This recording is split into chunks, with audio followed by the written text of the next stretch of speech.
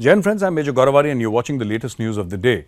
Now there are two news items that I'd like to discuss with you and get into a little bit of detail regarding both. First of all, is the invitation sent by the Honorable President of India to G20 dignitaries, inviting them on the 9th of September at 8 p.m. for dinner.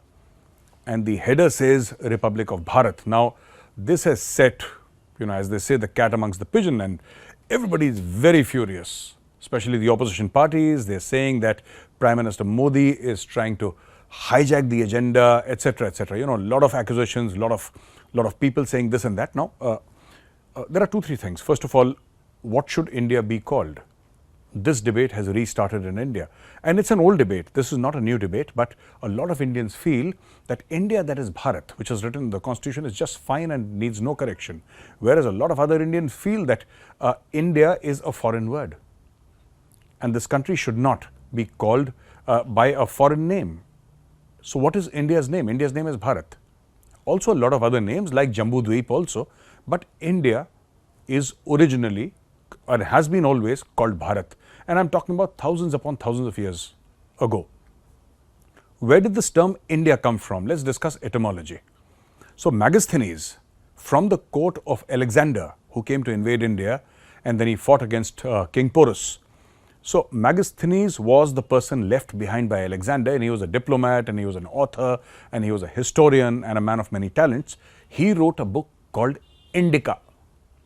And this is the first case of a Westerner writing a book on India. While books on India have been written for thousands of years, written by Indians, and I'm sure you remember Huan Sang came from China and he also wrote about India in quite a great detail, but then he was not a Westerner. This is the first case of a Westerner writing about India, and the book is called Indica.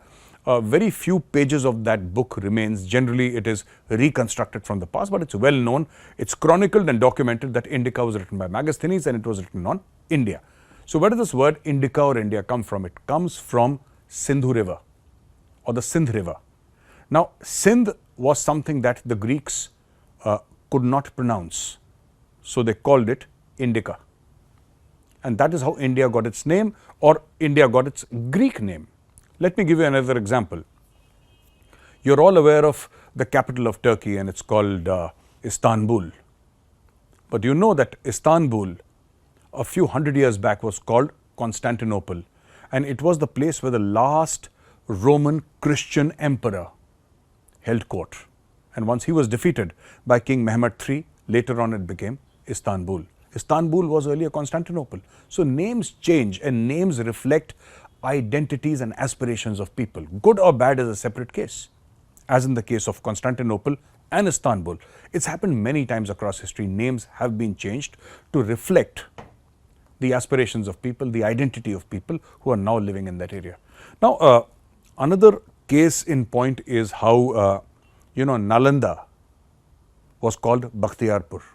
After Bakhtiyar Khilji, one of the generals of Alauddin Khilji, he burned the Nalanda library, and then this name was given to Nalanda, and the railway station is still called Bakhtiyarpur.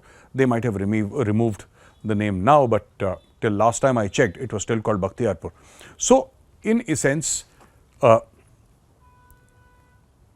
name India is given, if I may say so, and I don't want this to be controversial, I'm trying to state facts as I see them, and please forgive me if I'm factually incorrect, but the name India was given by invaders, and that is the problem which a lot of people have against India. So this word India. Now, you see, a lot of people are saying that this is politicization of the national name. Maybe yes, I don't know. I'm not sure. I'm not great at analyzing politics. I'm a national security and geopolitical analyst.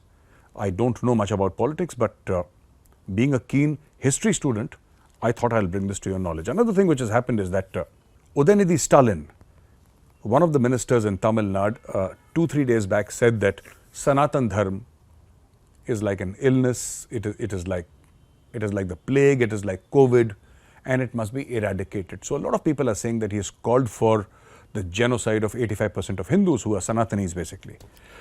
And he's saying that is not the case. I have not called for any genocide, but at the same time he says, I will repeat my statement again and again and again, that that Sanatan dharm is an illness, it's a sickness, it's a disease. That is what he says.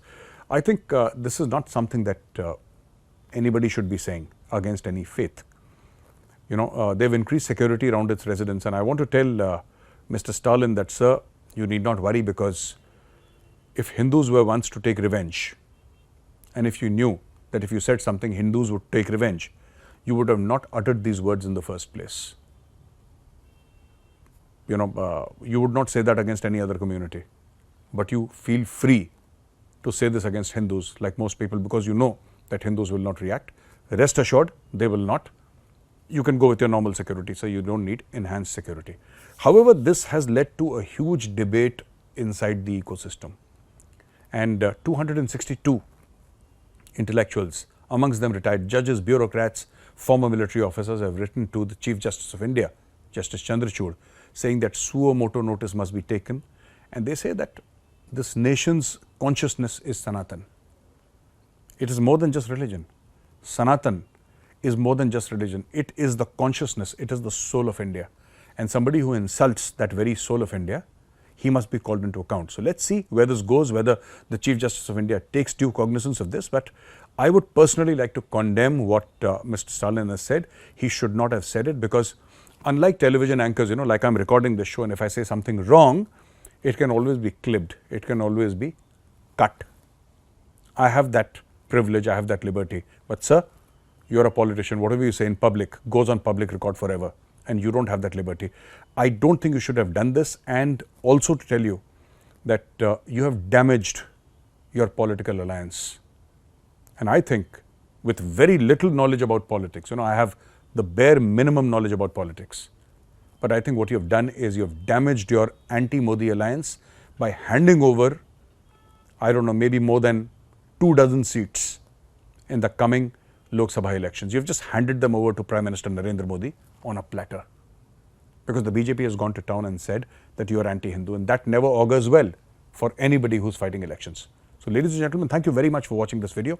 If you like this video, press the like button. I'll be back again tomorrow with some fresh news for you. Till then, Jai Hind.